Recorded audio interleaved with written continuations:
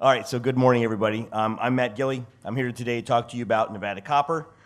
It's a great pleasure to be here. I'm the president and CEO of Nevada Copper. Have been there since May of this year, and really glad to be here. So,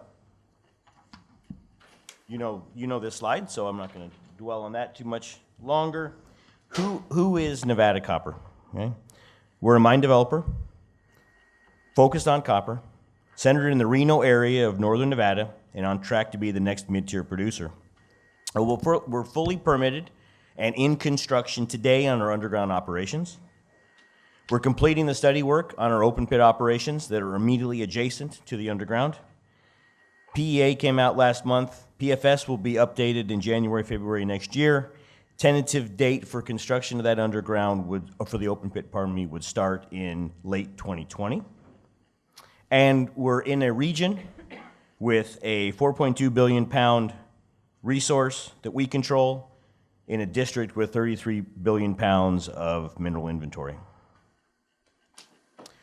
In the sake of time, I'm going to pass over a lot about the right time. You know the supply-demand curve. Many of you are copper bulls. Common theme of this. There's really two things that are driving us, and that is, one, we do believe in the market fundamentals. Really driven largely by the supply side. Supply is getting really hard to bring online. That's what my background is developing copper and gold projects across the world, South America, Tanzania, Mongolia. I understand the complexities of developing these and the challenges. The second is we're ready now, and now is the right time. We're entirely on private ground. We're fully permitted for both the underground and the open pit. We're fully funded for all of the underground construction costs and the working capital to take us through production. And this is a brilliant time if you want to develop a copper mine, because there's not a lot of competition for scarce resources like contractors and employees and equipment. So our strategy is very clear. We're building a copper mine now when the input costs are relatively lower, when the competition for scarce resources is less, and we will be in production when the copper prices rebound, not in line looking for those scarce resources. The right jurisdiction. What's so wonderful about Nevada? Why do we see this as such a strategic advantage? This is coming from somebody who has lived and worked in Nevada before with Barrick. I'm very familiar with the region. First, top 3 jurisdiction from the Fraser Institute. Second, we have excellent infrastructure. To get from Reno International Airport to the mine site's an 80-mile drive on paved highways. You're going to drive by the Tesla Gigafactory. You're going to drive by the Zulily Distribution Center, the Walmart Distribution Center, a very robust logistics area. And third, it's the skilled workforce. Reno is a mining town. Nevada is a mining state. Relatively nice place in Nevada for raising a family and for living. So it's relatively easy for us to attract high-quality talent. Specifically on Nevada Copper, market cap about $250 million. We have $85 million of debt, $176 million in cash at the time of the construction decision. We're slowly working through that, but again, fully funded for construction and working capital. Strong institutional backing. Our two major shareholders are Paula and Castle Lake. That's backed up by strong institutions, BlackRock, Capital, Fidelity, JP Morgan, and a new management team. I'm part of that new management team, and we're going to talk about that next. This is a snapshot of the management team and the board of directors. What I really want to highlight here, this is newly formed, really came together in the first quarter of this year. These are a group of industry experts, market leaders, and it's a board of directors that is very active in participating. Most importantly, they're here because they believe in Nevada Copper and they believe in the story. People like Tom Albanese and Ernie Nutter don't need to go on directorships. They do that because they see the potential. They're willing to stake their reputation on something they feel very strong about. And this part, my IR person, Rich, has been coaching me. I need to talk more about me. So who is Matt Gilley? Why would you invest in a company run by Matt Gilley? I am a mine builder and operator. Built Palabora Underground, got Palabora Underground commissioned. COO at Oyu Tolgoi in Mongolia, took that through construction and commissioning.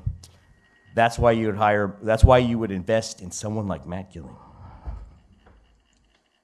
So let's talk more about Pumpkin Hollow itself. Two distinct districts. They're 3 kilometers apart. The real thing I'm pushing here is that the underground is not the bottom of the open pit.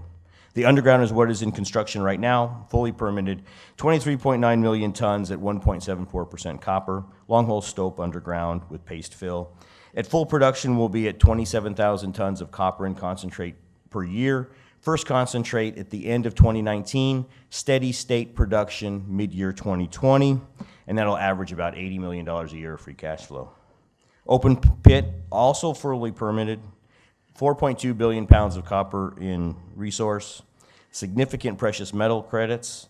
It's got a phased development approach we'll touch on in just a second, and a whole lot of room for optimization and growth. If you're following our press releases, you saw the drilling results for the north end of that north pit that came in third quarter.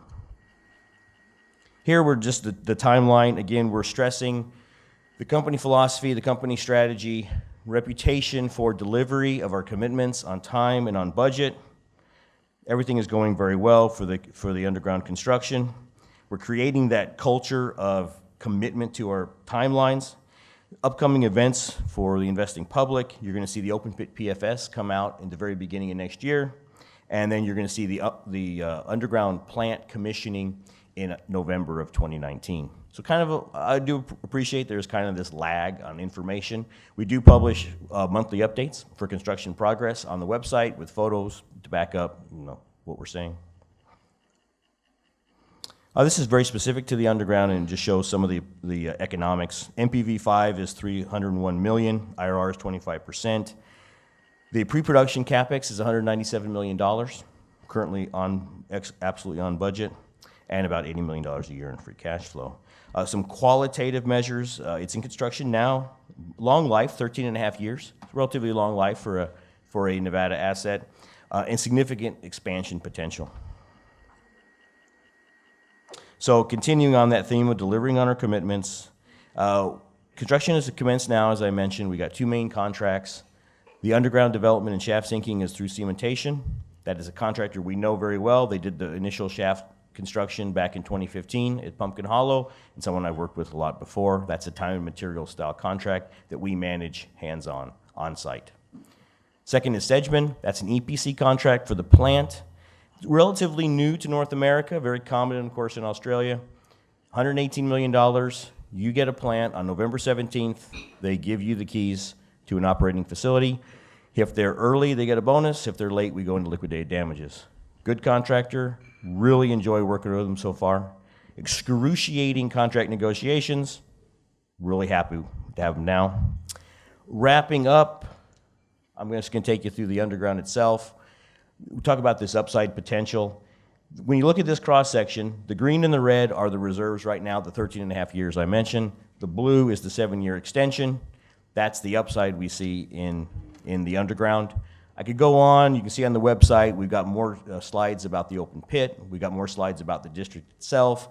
There's recent M&A activity in the district, which is very exciting, and we're getting a whole lot of interest. We're fully committed to building Pumpkin Hollow, fully on track for first concentrate delivery, November 17th, 2019. Very specific date. That's the date of our EPC contract. Thank you very much.